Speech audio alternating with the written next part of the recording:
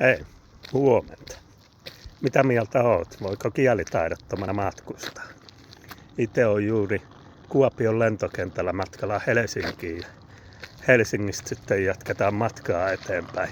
Siitä myöhemmin. Mut kommentoi, voiko kielitaidottomana matkustaa muuallakin kuin Suomessa? No niin, sitä on saavuttu Helsinki-Vantaan lentokentälle ja seuraavaksi siirryttäisiin Lontoon koneeseen Lontoota kohti.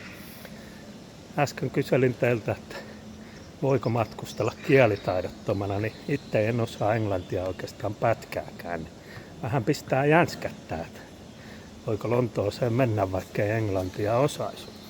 Mitäs mieltä sä oot? Mihin maihin voi matkustaa, vaikka ei osaisi kieliä, ja mihin ehdottomasti ei? Itse en esimerkiksi ihan heti lähtisi USAan matkustaa, koska tuntuu, että siellä rajalla kysytään ihan maattomia kysymyksiä. Mutta esim. Lontoo näytti siltä, että voi matkustaa. Totta kai samaten naapurimaat.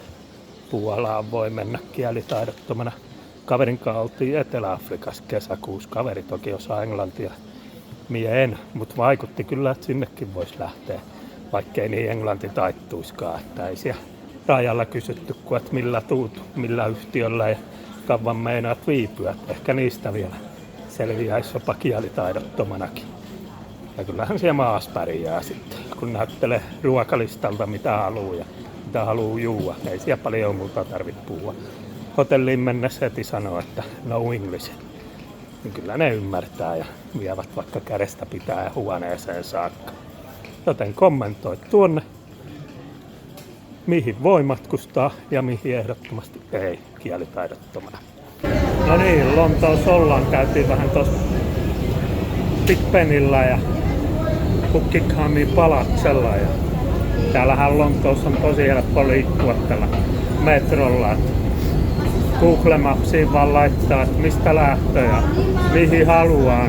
Osaa perkulle kielitaidottomatkin matkustaa. Ei tarvitse sönköttää englantia eikä mitään. Tosi simppeliä hommaa. Englantia voi suositella kaikille, jotka ei osaa englantia. Vaikka kyseessä on englanti, niin ei täällä mitään englantia tarvitse osata.